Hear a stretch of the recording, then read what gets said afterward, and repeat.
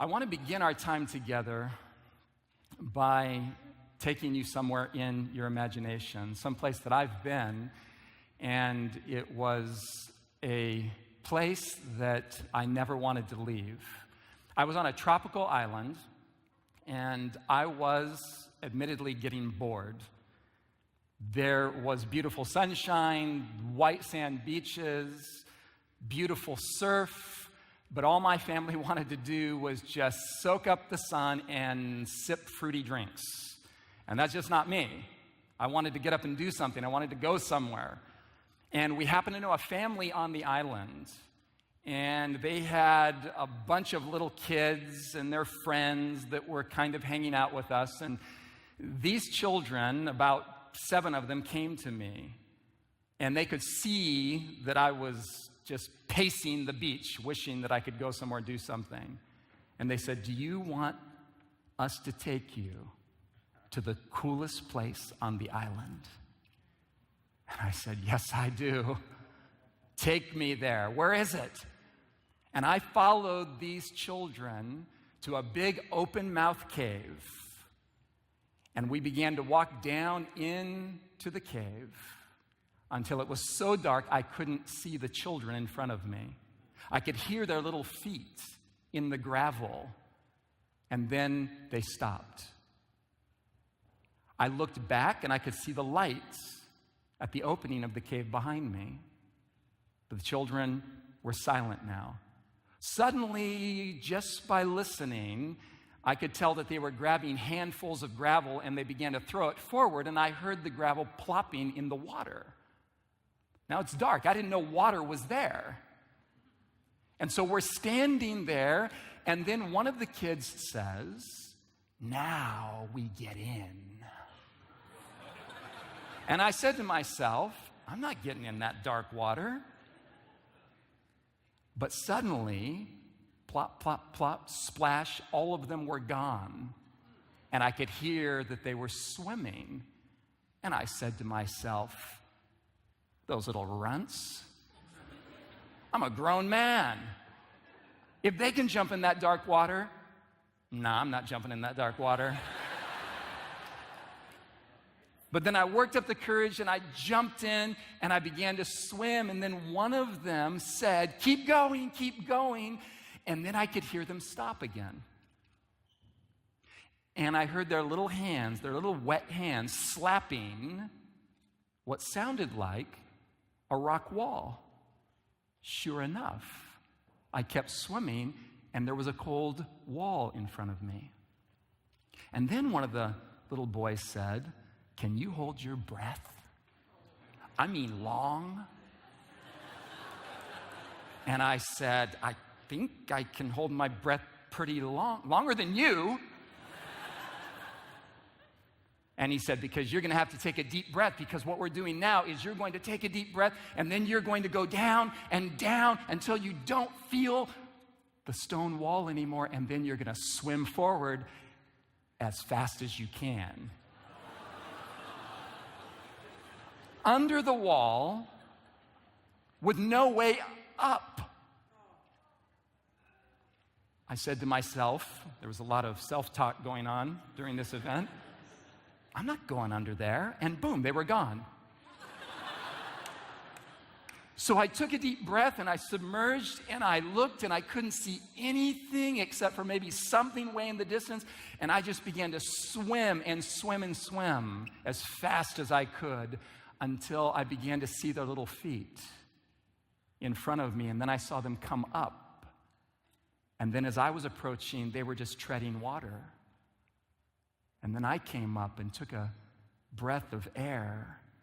And I looked around me. And here were all these children busting up, laughing their heads off.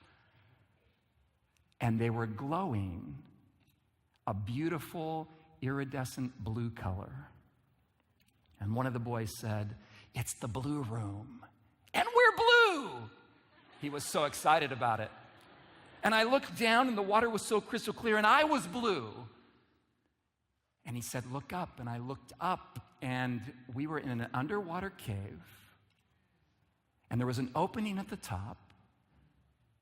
And the sunshine was coming in through that opening and refracting off the stone walls and the water so that everybody was shining blue. And they said, "See you later," and they took off. And there I was for a few moments just treading water in this beautiful underwater cave, this place, this beautiful place. And I'm meditating, and I'm thinking, and the thought comes to me, this is what God's heart is like. This is what God's heart is like. God's heart is the most beautiful place to discover. It's kind of like C.S. Lewis had this thing he used to say quite a bit when he, as an atheist, finally came to faith and he got a glimpse of Jesus. C.S. Lewis used to say, "Higher up and deeper in. Higher up and deeper in." God's love is like that. Once you taste it, you can't get enough. Once you get in, you want deeper in, and you can't get enough. It's a kind of holy addiction, if you will. But when you're standing on the outside looking in, you're apprehensive. You got to get on the inside of his heart. And then you begin to realize, wow, this is what I've been looking for all my life. This is the apex of reality. This is what I was made for. I was made to be loved like this, with a perfect quality of love. That's what God's heart is like. I threw out this text on Sabbath as a tease. It has been like true north for me over the years because I wasn't a believer. I didn't know anything about God. And there's no way that somebody could have simply quoted authoritative text to me in order to make me believe, because the Bible meant nothing to me. I had never held one in my hands. And then my mother said to me one day after she had come to know the Lord, she knew that I loved music to an inordinate level, that I pored over song lyrics as a teenager. And so my mom tricked me into getting into the Bible. She said, "Ty, I've been reading the Bible and there's a bunch of song lyrics in there." I said, "Really? In the Bible? Song lyrics?" So I began poring over scripture, specifically the Psalms. And I read these words as a teenager. "One thing have I desired of the Lord, and that will I seek, that I may dwell in the house of the Lord all the days of my life." Just pause right there. Just pause right there. At that point, if you don't read on, you're thinking, what does David want? What is he after? What's the one thing? Is this a materialistic pursuit? Is he saying, I want to dwell in the house of the Lord all the days of my life because life's pretty good there? There's luxury, it's posh, it's incredible. There's streets of gold, pearly gates, mansions I've heard we'll have there. No sickness, no death. Is that what he's after? "One thing have I desired of the Lord, and that will I seek, that I may dwell in the house of the Lord all the days of my life." And here's what's driving him: to behold the beauty of the Lord and to inquire in his temple. That just means to ask questions, to probe, to process, to think, to feel. I want to think and feel in God's temple. I want to process reality through the paradigm that is his beauty. I want to see the world and everyone in it. I want to see myself. I want to see others through the prism of God's love, God's beauty. That's all I want, David says. And so as a teenager, that's what I began to want. I began to want it. Do you hear the word? I began to want it because beauty is attractive. Religion tends to impose a sense of obligation. But something changes deep inside when we get a glimpse of the beauty of God's character. It so takes us in to the vortex of its goodness that we move from a sense of obligation to a sense of desire, to a sense of want. We move from I have to I want to. And we find ourselves leaning into God, not out of a sense of duty, not out of a sense of, I gotta do this in order to get to heaven. I don't want to be lost. I want to be saved. After all, even the Adventist hell is bad. Think about it. So, if my only concern is, get me to the good place so I can avoid the bad place, then I'm going to be strapped with a sense of obligation, a sense of ought, a sense of must. But then there's something about the beauty of God's character, like that blue room, that when you get inside, you just want more and more and more, and you realize that something has changed inside of you. Recently, I was getting a haircut, and it's therapeutic, I guess. They want to talk. So I'm sitting there getting a haircut, and she just starts asking me questions. What do you do? And I kind of dole out the information ever so slightly. You don't want to just sit there for the first time you're getting your hair. I'm a Seventh-day Adventist Christian, and I preach the gospel around the world, and conversation stops.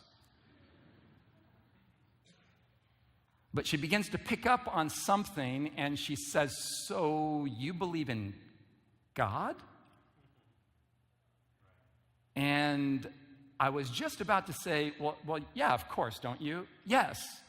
And then I realized, wait a minute, if I say yes, I may be saying yes to something to which my answer really would be no, if I knew what she was thinking. There's a picture in her head that is attached to the word God. So I'm thinking, how do I respond to this? And suddenly, it just comes out. I say to the question, do you believe in God? Suddenly I find myself saying, well, actually, yes and no. And she says, well, I mean, yes or no. Come on, you either do or you don't, she says. And I say, no, actually, I'm the closest thing to an atheist as you can get and still believe in God. She's cocking her head and cutting too much off, and I'm realizing that something's going on. Just imagine with me that this box represents what people believe, what people think about God. Let's just call it the God box, all right? And the God box is filled with all kinds of stuff. Have you noticed? It's filled with people who blow up abortion clinics in the name of God. It's filled with people who blow up themselves, for crying out loud, in the name of God, and in the process blow up others. The God box is filled with people who believe that God will eternally torture people nonstop forever. Do you know how long forever is? Just writhing in the flames of agony, floating to the surface of the flames every billion years or so, and gasping one more hot breath of air only to sink down again and to feel torture. In the God box, there are people who believe that God is the ultimate micromanaging control freak. He predetermines who's going to be saved and who's going to be lost before we're ever born. That's what the girl who was cutting my hair believed, or actually didn't believe because she couldn't process it and therefore didn't believe in God. So God decides in eternity past who's going to make it and who's not going to make it. And we have no choice in the matter. Within the God box in the city I live in Eugene, Within the God box are people who walk around town wearing signs that say, God hates, and you can only imagine the words that follow. God hates certain people groups. God hates certain individuals. There's all kinds of stuff in this box. And every person that we meet is thinking something, even in their unbelief. They're believing against something. They're not simply saying, I don't believe in God. They're saying, I don't believe in a very specific picture of God, a very specific conception of God. Great pens, Rodley. Too bad it's not St. Patrick's Day. You probably have heard of Dr. Richard Dawkins. In his book, The God Delusion, he pretty much summarizes what a lot of people feel. And he simply says that the God of the Old Testament is arguably the most unpleasant, notice the next word, the most unpleasant, what is that word? Character in all fiction. Of course, he believes the Bible is fiction. The most unpleasant character in all of fiction. He's forgot, of course, about Jack the Ripper and a number of others. But he's exaggerating for effect. And he's essentially saying that it's not about biology for me, even though he is an evolutionary biologist. But if you read The God Delusion, it's not page after page after page of biology. It's page after page after page of character talk. Talk about the kind of person he imagines God to be, and therefore he's positioning himself against that picture. Are you following me? He's saying, I don't believe in that, and that has a definition. He goes on in this statement to say that God is essentially a psychopath, that God is a racist, that God is what he calls a bully, because God is in the business of just controlling people.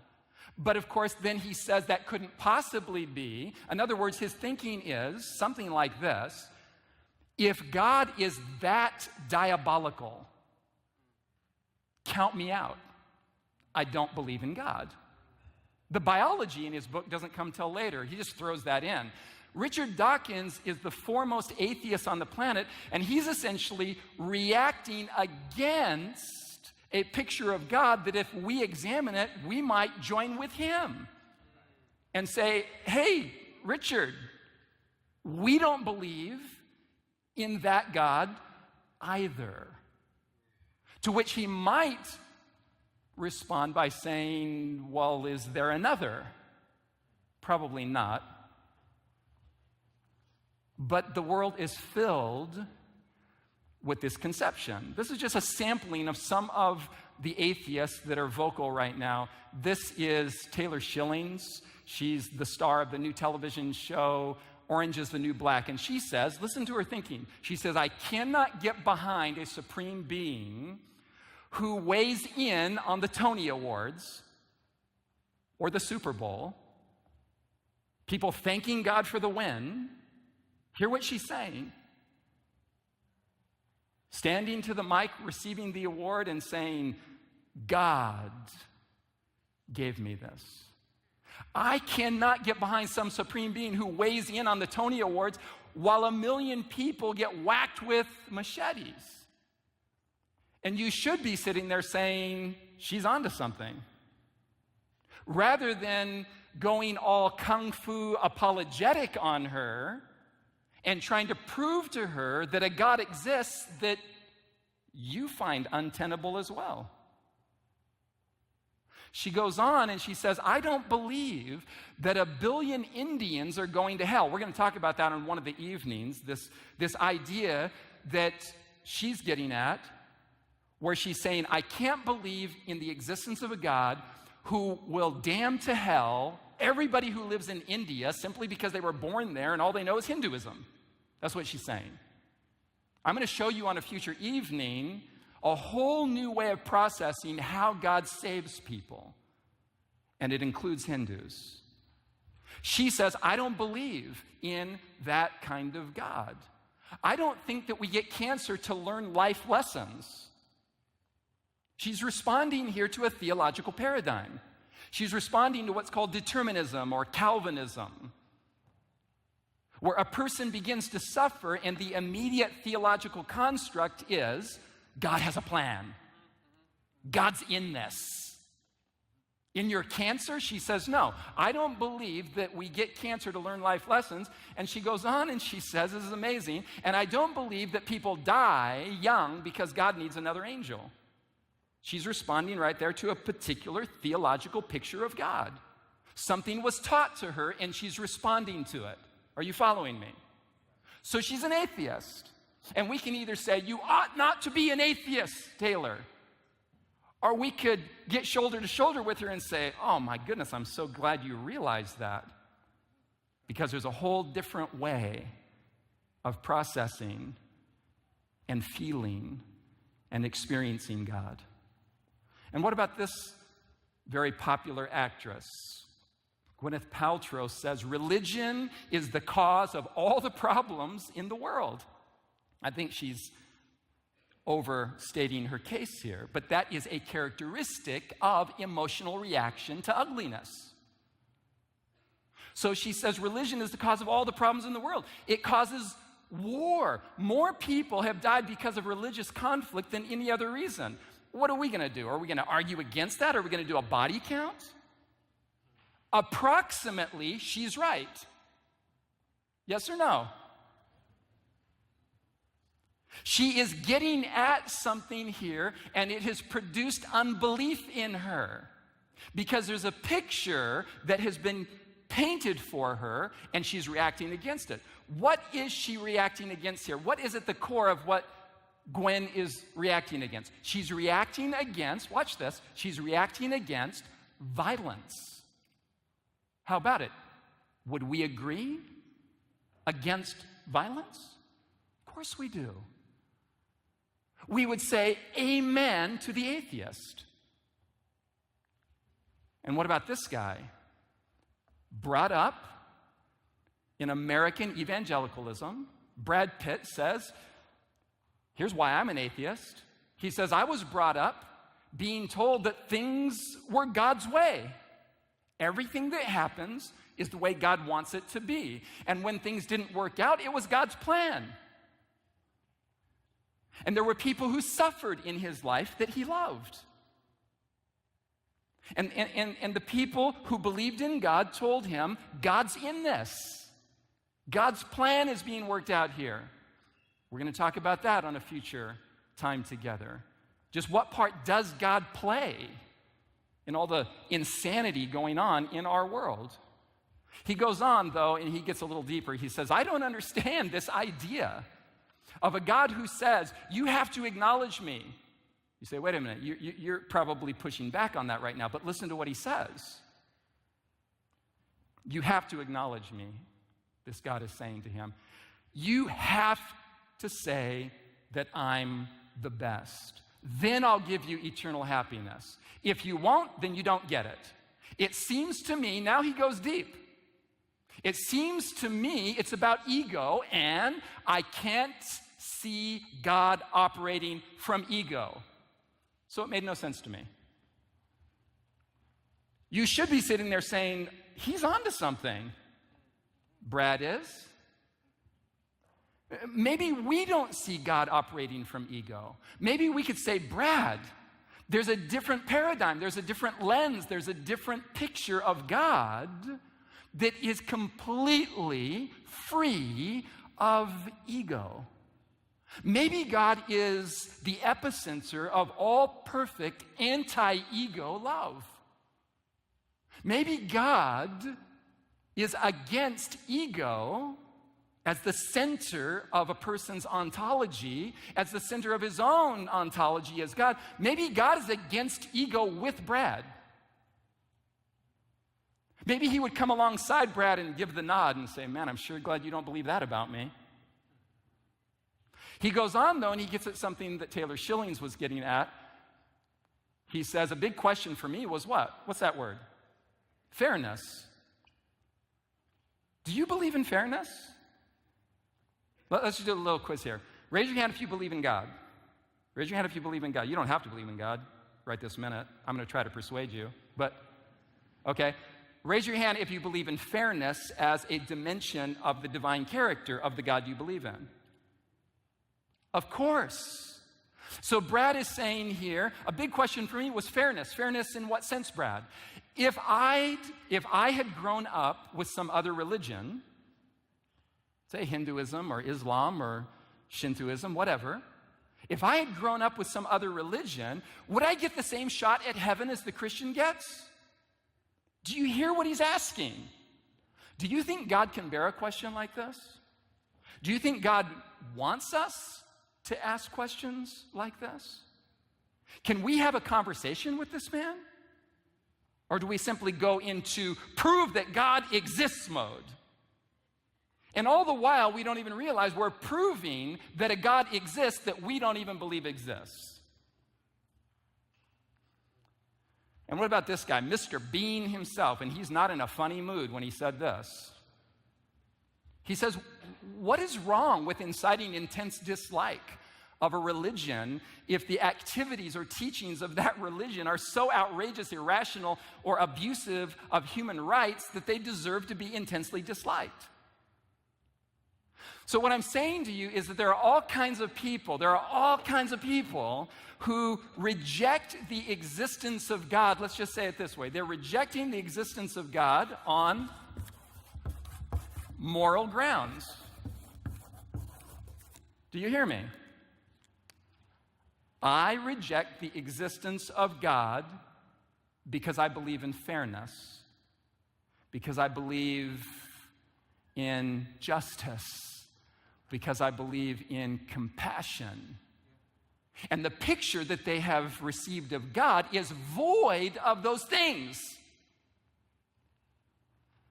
So the girl who's cutting my hair, she's like, what do you mean? You're an atheist. And I draw this God box for her in her imagination. And I simply say to her, what if God is outside the God box over here with the people who want him to be better than what they've been taught to believe?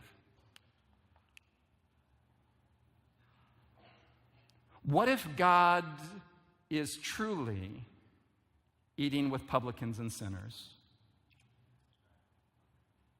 What if Jesus is associating with the people who feel the angst of bad religion and are asking for something beautiful? What I'm suggesting to you is that God is more beautiful than we or anybody has ever imagined.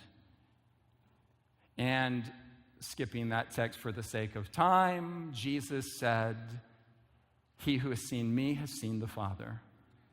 Jesus represents everything that is truly true about God. And getting into his thinking and into his feeling and into his patterns of relational action, observing Jesus in action is the revelation of God's character. Rather than arguing against atheism, maybe we should be affirming most of what the average atheist says he or she doesn't believe in. Maybe we should paint a new picture of God for the world and watch them in the discovery feel like they want to go higher up and deeper in. What if we completely changed the conversation from trying to intellectually prove what on second thought we really don't want to prove, and throwing up a whole new canvas and dipping our brush in a whole new set of colors and just start painting for the world a picture of God that they would be glad to believe in, because they believe in the kinds of things that we believe in